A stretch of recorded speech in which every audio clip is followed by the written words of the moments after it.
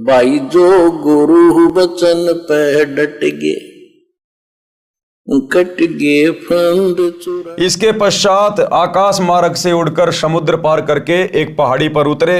सुबह का समय था। पहाड़ पर जलाशय पवित्र जल से भरा था। पास ही बाग था जिसमें फलदार वृक्ष थे।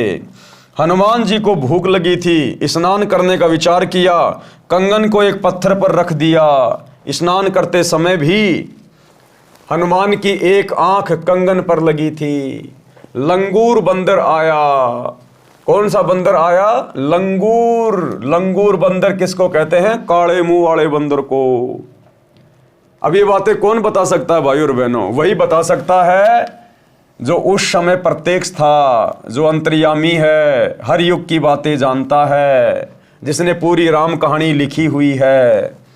तो कौन सा बंदर आया? क्योंकि बंदर की तो बहुत सारी प्रजातियां हैं। एक प्रजाति है लंगूर। तो गुरुदेव भगवान लिख रहे हैं लंगूर बंदर आया था, जबकि रामायण में आपको कहीं नहीं मिलेगा कि लंगूर बंदर आया था। केवल बंदर का ही जिक्र मिलेगा। उसने कंगन उठाया और चल पड़ा।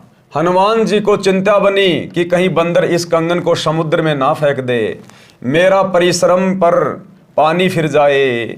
अब लंका में जाने का रास्ता भी बंद हो गया। अजीब परेशानी में हनुमान बंदर के पीछे पीछे चला। देखते देखते बंदर ने वह कंगन एक ऋषि की कुटिया के बाहर रखे एक घड़े में डाल दिया और आगे दौड़ गया। हनुमान जी ने राहत की सांस ली। अब वहां उस कुटिया में मुनिंदर ऋषि नाम से यही कबीर परमात्मा सतगुरु रामपाल जी भगवान बैठे थे, जो त्रेता युग में मुनिंदर ऋषि के नाम से प्रकट थे। उस कुटिया में मुनिंदर ऋषि के रूप में गुरुदेव भगवान बैठे हुए थे। कलश में झांककर कंगन निकालना चाहा तो देखा घड़े में एक जैसे अनेकों कंगन थे। अब हनुमान जी ने उस घड़े में हाथ डाल के कंगन निकालना चाहा, जिस घड़े में बंदर ने वो कंगन डाल दिया था। तो हनुमान जी ने देखा इसमें तो एक जैसे ही बहुत सारे कंगन हैं, बहुत सारे। हनुमान जी को फिर समस्या हुई। कंगन उठा उठाकर देखे, कोई अंतर नहीं पाया। अपना कंगन कौन सा है? कहीं मैं गलत कंगन ले जाऊं और श्री राम कहे ये कंगन सीता का नहीं है, मेरा प्रयत्न व्यर्थ हो जाएगा।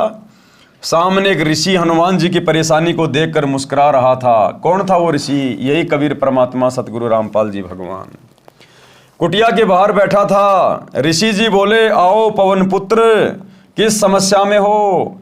हनुमान जी ने कहा कि ऋषि जी, श्री रामचंद्र जी की पत्नी को लंका का राजा रावण अपहरण करके ले गया, मैं पता करके आया हूं। ऋषि जी ने कहा कि कौन से नंबर वाले रामचंद्र की बात कर रहे हो? क्या कहा मुनिंदर रूप में गुरुदेव ने कि हनुमान जी कौन से नंबर वाले रामचंद्र की बात कर रहे हो? तो हनुमान जी को बड़ा आश्चर्य हुआ और कहा, ऋषि जी और कौन रामचंद्र? एक ही तो रामचंद्र है, दशरथ का बेटा रामचंद्र। ऋषि जी ने कहा कि कौन से नंबर वाले रामचंद्र की बात कर रहे हो?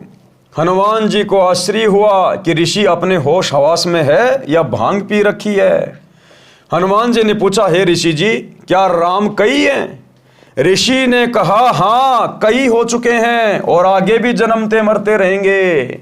हनुमान जी को ऋषि का व्यवहार उचित नहीं लगा, परंतु ऋषि जी से विवाद करना भी हित में नहीं जाना। ऋषि जी ने पूछा, आप फल खाओ, खाना बनाता हूं, भोजन खाओ, थके हो विश्राम करो। हनुमान जी ने कहा, ऋषि जी मेरी तो चैन अमन ही समाप्त हो गई है।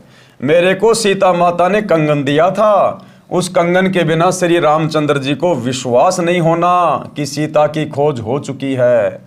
उस कंगन को पत्थर पर रखकर मैं स्नान कर रहा था, बंदर ने उठाकर घड़े में डाल दिया। मेरी पहचान में नहीं आ रहा कि वास्तविक कंगन कौन सा है, मेरे को तो सब एक जैसे लग रहे हैं। ऋषि रूप में बैठे परमेश्वर कबीर जी ने कहा, हे पवन के लाडले, आप कोई एक कंगन उठा ले जाओ, कोई अंतर नहीं है। और कहा कि जितने कंगन इसमें पड़े हैं इतनी बार श्री रामपुत्र दशरथ को वनवास तथा सीता हरण और हनुमान द्वारा खोज हो चुकी है। हनुमान जी ने कहा, ऋषि जी ये बताओ, आपकी बात मानता हूं, पूछता हूं कि प्रत्येक बार सीता हरण हनुमान का खोज करके कंगन लाना और बंदर द्वारा घड़े में डालना होता है, तो कंगन तो यहाँ रह गया, हनुमान लेकर क्या जाता है?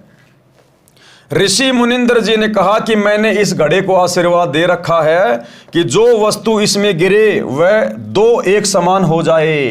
ये कहकर ऋषि जी ने एक मिट्टी का कटोरा घड़े में डाला तो एक और कटोरा वैसा ही बन गया।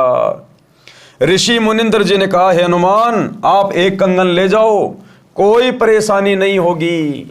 हनुमान जी के पास कोई अन्य विकल्प नहीं बचा था, उस घड़े से एक कंगन निकालकर उड़ चले। भाई जो गुरु बचन पे डट गे, कट गे फंद 84 के, कट गे फंद 84 के, कट गे फंद 84।